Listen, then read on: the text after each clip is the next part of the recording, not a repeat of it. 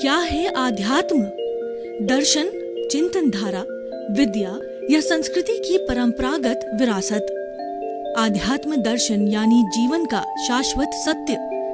मानव जीवन से जुड़े शाश्वत सत्यों को जानिए और समझिए उपासक डॉक्टर सोहन राज तातेड़ से हमारे खास कार्यक्रम आत्मविज्ञान में।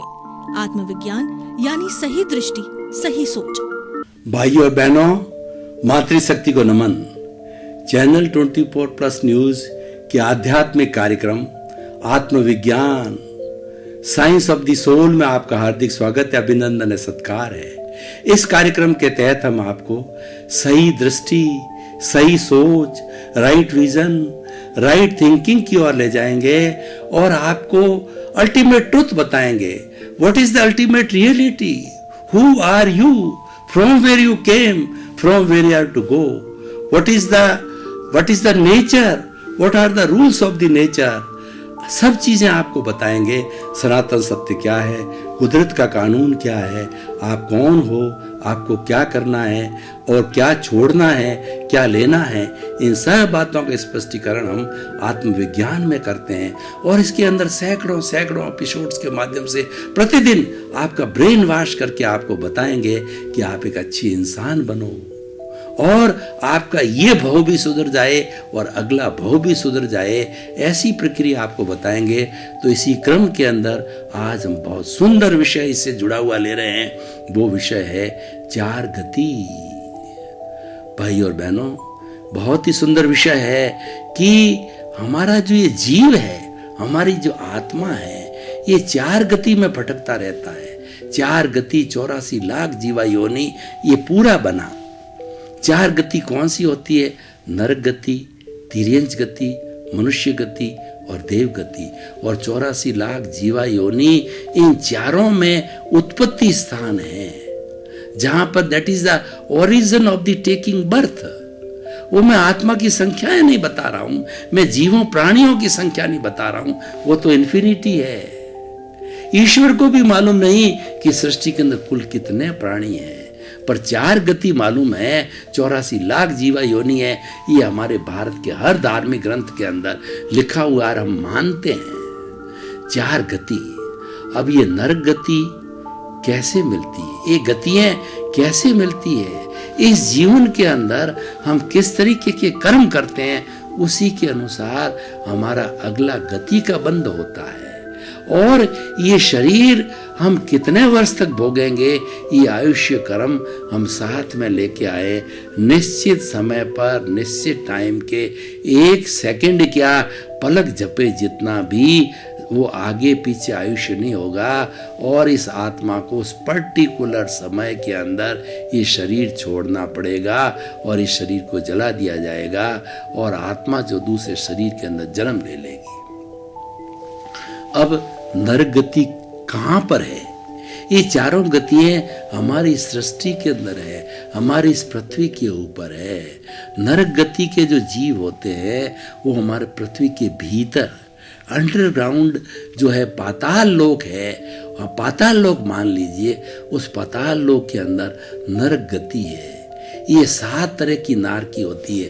पहली नारकी, दूसरी नारकी, तीसरी नारकी, चौथी। और ये सारे अलग अलग जो कुकर्म किए होते हैं उनके लिए अलग अलग, पहली गति वाले, पहली नरक वाले कम कुकर्म वाले, पर है सारे कुकर्मी।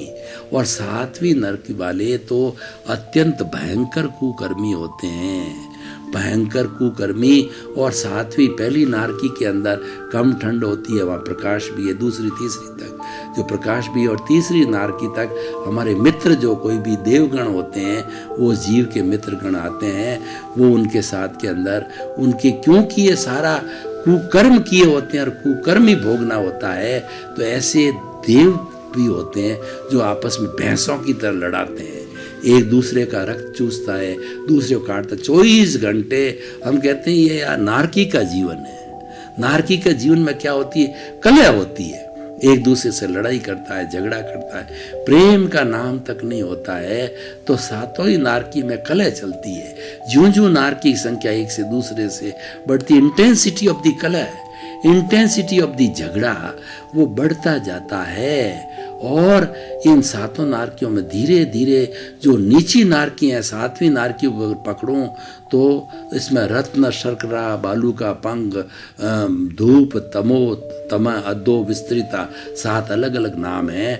तो सातवीं नारकी के अंदर तो बिल्कुल प्रकाश नहीं होता, अंधेरा ही अंधेरा होता है और सर्दी इतनी पड़ती है कि आदमी सहन नहीं करते, -50 डिग्री।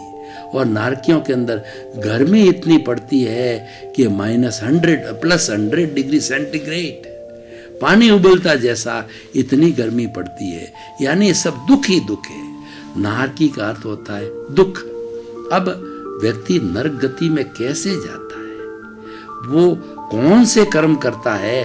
मान लीजिए हम अभी मनुष्य है तो मनुष्य ही नारकी के अंदर जाता है। दूसरे प्राणी तो बेचारे सामान्य हैं, दूसरे जैसे पेड़ है, पौधे हैं, ये पशु है, पक्षी है, एक इंद्रिय, द्विंद्रिय, त्रिंद्रिय, चतुरिंद्रिय है, ये बेचारे तो क्या क्या नॉर्मल है।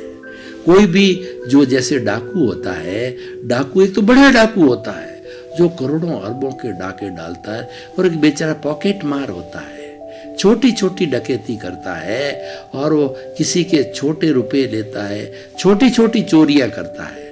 बड़ी चोरी करने वाला है बड़ा डाकू होता है। उसी तरह सातवीं नारकी वाला बड़ा बोरो, और ये मनुष्य करता है।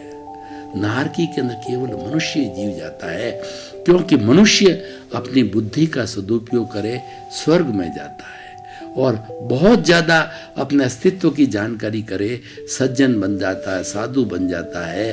तो वो अभी तो हमारा यहाँ पर भरत क्षेत्र है, उस भरत इस पृथ्वी के ऊपर तो जो है अभी मोक्ष बंद है, लेकिन फिर भी महाविद्य क्षेत्र के अंदर मोक्ष जो है 24 आवर्स हर समय जो है खुला रहता है। या पर्टिकुलर समय बंद हो जाता है, पर्टिकुलर अलग है, आर्य का है, वो हम उस गहराई में नहीं जाएंगे। लेकिन कोई भी ऐसा जीव है जो मुक्त होना जाता है, महाविद्य क्षेत्र के अंदर सिमंदर स्वामी तीर्थंकर विराजमान है, उनके चरणों में जाकर के और वापस वहाँ सब मनुष्य जन्म लेते हैं और आराधना करके और वो मुक्ति की ओर जाता है। वहाँ मुक्ति खुली है। तो मैं बात बता रहा था नरक जीवन की। नरक पृथ्वी के भीतर है, पाताल लोक में 7 नारकी है। नारकियों का जीवन बहुत दुरूह है और इसमें जन्म लेने वाले जो जीव होते हैं, सभी नारकीय का जो शरीर होता है मोम की तरह होता है, कपूर की तरह होता है, वक्रीय शरीर कहलाता है। वो विस्फोट हो गया, खत्म हो गया, वो जलता नहीं है और तुरंत पैदा हो गया। माँ के पेट के अंदर उसको उल्टा 9 महीने नहीं लटकना है, जैसा औदारिक शरीर हमारा होता है। या चतुरिंद्रिय, द्विंद्रिय, त्रिंद्रिय, सब जीवों का जो है वो कीड़े मकोड़े जितने भी जीव होते हैं वो हमारे सब त्रश जो जैसे नरक गति, तिर्यंच गति, दोनों का जो नहीं नरक गति और देव गति के जीव है, उनका जो वक्रीय शरीर होता है तुरंत बड़ा हो जाता है और बिना माँ बाप के जन्म ले लेते हैं और जन्म लेते ही 16 साल के हो जाते हैं। उनका शरीर कपूर की तरह तुरंत बन जाता है। उसके अंदर जिस तरीके हमारे के अंदर जो है मांस होता है, मद्दा होता है और हमारे ब्लड होता है, वो नहीं होता उनके। प्योरली वैक्री शरीर कपूर जैसा होता है। फट जन्मा और फट उड़ा, उड़ते खत्म। कोई जलता नहीं है, जलाने नहीं पड़ता, तुरंत खत्म हो जाता है, विस्फोट होते ही खत्म। वो तो इस तरीके से ये 2 गति हो गई। तो हम नरक की बात करें, नरक में कौन जाता है? देखिए, जो पंचेंद्रिय की वध करता है, 5 इंद्रिय वाले भैंसे हैं, मुर्गे हैं, बकरा है, या 5 इंद्रिय जिनको विकसित इंद्रियां हैं, विकसित बुद्धि हो जाती, मनुष्य है, इन सब की हिंसा करने वाला, इनको मारने वाला, ये स्लॉटर हाउस वाले, ये कसाई जीव है, ये गोली से मारने वाले, ये आतंकवादी है। ये जो पंचेंद्रिय जीवों की वध करने वाला, बहुत उच्च स्तर की हिंसा करने वाला जो है वो नारकी में जाता है। सामान्य व्यक्ति छोटे मोटे कीड़े मकोड़ों का मार भी दिया, उसके प्रति फिर प्रायश्चित भी कर लिया, ये सामान्य करने वाले नरक में नहीं जाते हैं। ये बहुत बड़ा जो हिंसा करने वाला होता है, पंचेंद्रिय तक की एक झटके के अंदर बकरे को मार दिया, एक झटके के अंदर जो है उसने जो है वो मुर्गे को मार दिया। मैं किसी की निंदा नहीं करता हूँ कि ये मांसाहारी होते हैं, मांस खाती है, कहते हैं हमारी निंदा करते हैं। भाई जैसा करोगे वैसा भरोगे। हम तो किसी व्यक्ति की बात नहीं करते, किसी धर्म की बात नहीं करते, किसी एक्टिविटी बात नहीं करते। हम तो सच्चाई को बताते हैं, और सच्चाई जो है हमारे धार्मिक ग्रंथों में, आप ग्रंथ से सब देख सकते हो। ग्रंथों से हम बात करते हैं, प्रामाणिक बात करते हैं। पंचेंद्रिय वध करने वाला है वो नारकी के अंदर जाता है। स्लॉटर हाउस चलाने वाले वगैरह ये सब नारकीय जीव होते हैं। और बहुत बड़ा पाप करने वाला, जैसे कि गांव का गांव जला दिया, हजारों लोगों की निंदा कर दी, हजारों लोगों की हिंसा कर दी, उसके बाद के अंदर गोली चला दी और एक गोली के अंदर सैकड़ों आदमी मर गए। ये सब बड़ी बड़ी हिंसा करने वाले नारकीय जीव होते हैं। और वो जब उस पर्टिकुलर समय में नारकी का आयुष्य बनता है, जो नारकी में जाता है, और नारकी का बड़ा भोग लंबा होता है, कम से कम 10,000 वर्ष होता है, और असंख्य तो 33 करोड़ सागरोपम जितना उसका बहुत बड़ा लंबा होता है। 10,000 वर्ष मिनिमम जीता है वो। इस तरह से ये नरक गति है। दूसरा तिर्यंच गति के अंदर पशु पक्षी पेड़ पौधे ये सारा जो हमारे सामने संसार, जो जितना पर्यावरण दिखाई देता है, जितना सृष्टि दिखाई देती है, ये सब तिर्यंच गति है। ये तिर्यंच गति कब मिलती है? झूठा माप तोल, झूठ कपट, धोखाधड़ी, किसी को कहा कुछ करा कुछ, देना 100 किलो तोल के लिए 90 किलो कपड़ा देना है, आपका जो 50 मीटर दे दिया 40 मीटर, बताया कि इसका इतना अर्ज है और इतनी लंबाई है। मतलब कूट माप तोल, झूठ कपट जितना भी है, ये जो माया है, ये माया करने वाला तिर्यंच गति के अंदर जाता है। तिर्यंच गति में जो आपको बताया कि एकेंद्रिय, द्वेंद्रिय, त्रियेंद्रिय, चतुरेंद्रिय, पंचेंद्रिय, पशु पक्षी वगैरह मनुष्य को छोड़ के सारा जो है ये तिर्यंच गति है। मनुष्य की गति अलग होती है, नरक गति, तिर्यंच गति, मनुष्य गति और देव गति। तिर्यंच गति में सारी सृष्टि आती है, मनुष्य की गति अलग है, देवता की अलग है और नारकी की अलग है। तिर्यंच गति का कोश है वो बहुत बड़ा है, और ये इस गति के अंदर अपने अपने कर्मों का भोग करने के लिए आता है। पेड़ बनता है, पौधा बनता है, उसको सर्दी का, गर्मी का, और जो पशु है, पक्षी है, इनको सर्दी गर्मी बहुत सहन करनी पड़ती है, क्योंकि उन्होंने ऐसा ही कूट माप तोल किया। इस कारण से उसको गति मिलती है, और उस गति में पैदा होकर अपना भोग करते हैं। इनका आयुष्य बहुत कम भी होता है, अधिक भी होता है, लेकिन बहुत ज़्यादा नहीं होता है। कुछ कुछ तो ऐसे कीड़े मकोड़े होते हैं कि 1 मिनट में कई बार जन्म ले लेते हैं। और पेड़ पौधों की बहुत ज़्यादा मतलब उम्र नहीं होती, इनकी उम्र ज़्यादा नहीं होती है। मनुष्य जैसे 100 साल जी सकता है, पेड़ होता है कोई हो सकता है 100-200 साल, बरगद का पेड़ है जी सब सामान्य, जो जैसे कि गाय की बहुत जो है उम्र कम होती है, भैंस की उम्र कम होती है, वाइल्ड एनिमल्स की उम्र कम होती है, थोड़े साल में 10, 20, 25, 50 साल के अंदर चले जाते हैं। और इस तरीके से इसकी आयुष्य लंबा नहीं होता है। आयुष्य लंबा होता है नरक गति का, और जो है वो देव गति का आयुष्य होता है। मनुष्य का भी 100-125 साल ही होता है, और उतना ही तिर्यंच गति का तो और भी कम होता है, क्योंकि इसमें असंख्य जीव होते हैं, एकेंद्रिय से पंचेंद्रिय तक। ये खाता बहुत लंबा है, खाता बहुत बड़ा है, झूठा माप तोल करने से जाते हैं। और तीसरी होती है नरक गति, तिर्यंच गति, मनुष्य गति। मनुष्य गति सबसे अच्छी गति गिनी जाती है, क्योंकि मनुष्य इस सृष्टि का सर्वश्रेष्ठ प्राणी है, और मनुष्य ही मुक्ति जा सकता है। ये गति सबसे अच्छी क्यों जा सकती है कि इन सब चक्कर को, 84 का चक्कर है ना, इस चक्कर को काटने वाला सिर्फ केवल एक मनुष्य है। क्यों? कि मनुष्य गति के अंदर उसको जो है संपूर्ण 5 इंद्रियां मिलती है, और उसकी बुद्धि श्रेष्ठ होती है, और मन अच्छा होता है, और उसका चित्त अच्छा होता है, उसकी प्रज्ञा अच्छी होती है, उसकी आत्मा समृद्ध होती है। मनुष्य जो है इस सर्वश्रेष्ठ व्यक्ति का प्राणी है, वो चिंतामणि है, वो पारस रत्न है, वो कामधेनु है, तभी वो मुक्ति जा सकता है। सबसे अच्छी मनुष्य गति बताएगी। और 4 बातें हमारे धार्मिक ग्रंथों में दुर्लभ बताई गई है कि मनुष्य जीवन का मिलना अति दुर्लभ है। हमारी जो ये वैदिक परंपरा है कितनी स्ट्रिक्ट है, 9 भव तक सुकृत करते रहोगे, तब वो 8 भव तक सुरक्षित करते होगे, तो 9वें भव के अंदर मनुष्य जीवन मिलता है। कोई गड़बड़ हो गई, चूक हो गई, तो फिर 99 भव के बाद के अंदर मनुष्य जीवन मिलता है। और वो भी आपने सुकृत नहीं किए, ढंग से अगर नहीं किया, तो 999 भव के बाद में मनुष्य मिलता है। क्योंकि मुक्ति जाने वाला मनुष्य ही होता है, अच्छे कार्य करने वाला मनुष्य ही होता है।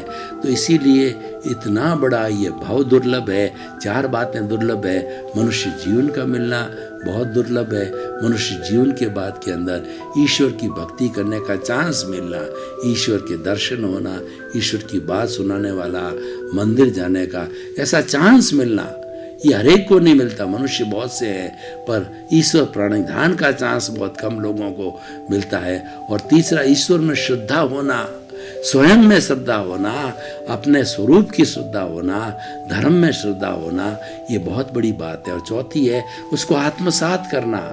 अब आपने ये तो जान लिया कि मैं जो है वो ज्ञाता दृष्टा हूँ, मैं जानने वाला हूँ, मैं देखने वाला हूँ, मैं अनंत ज्ञान वाला हूँ, मैं अनंत दर्शन वाला हूँ, मैं अनंत शक्ति वाला हूँ, मैं अनंत सुख का जान तो लिया, लेकिन उसको आत्मसात नहीं किया, उसको अपने मज्जा तक नहीं गया जब फैलाया उसको, तो वो आत्मसात नहीं होने से उसको अनुभव में नहीं लाए।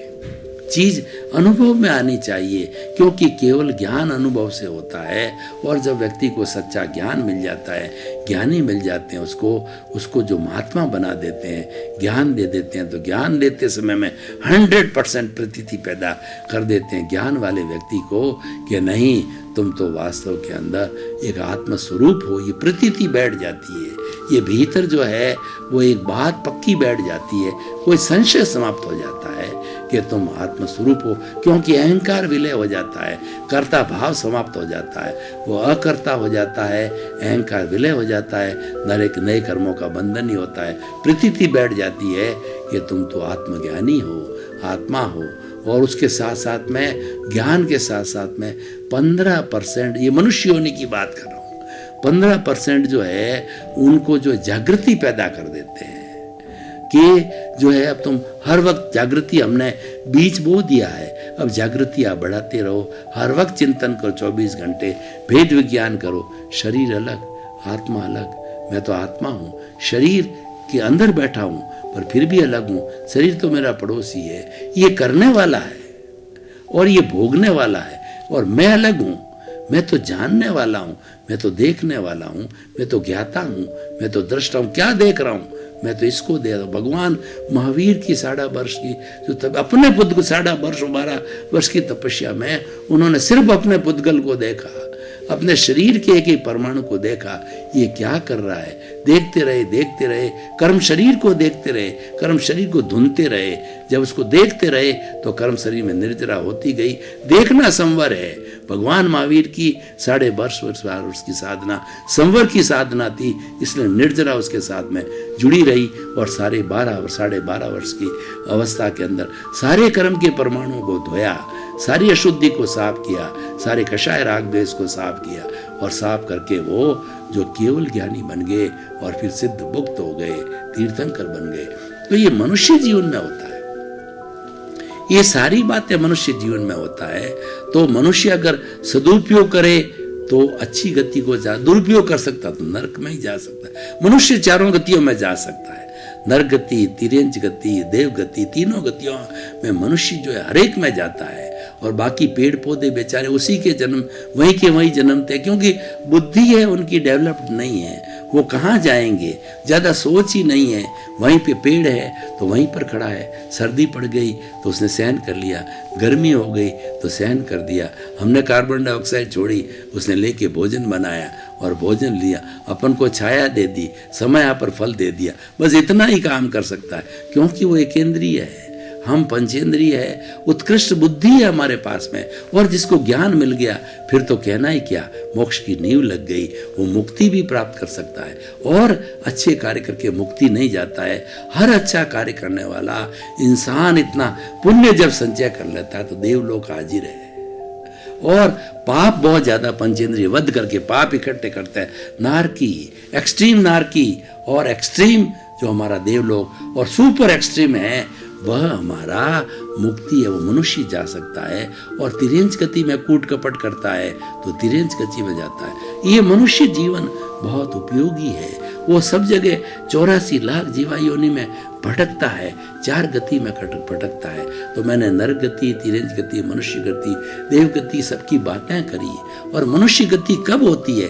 सरलता, किसी को दुख न देने की प्रवृत्ति, सबका भला सोचने की प्रवृत्ति, पॉजिटिव थिंकिंग, नेगेटिव थिंकिंग में नहीं जाना, धर्म ध्यान करना।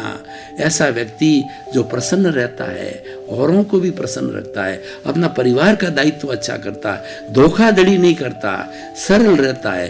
हो गई भूल तो प्रायश्चित करता है कि भाई मेरे से गलती हो गई, क्षमा करो, क्षमा करो। To err is human.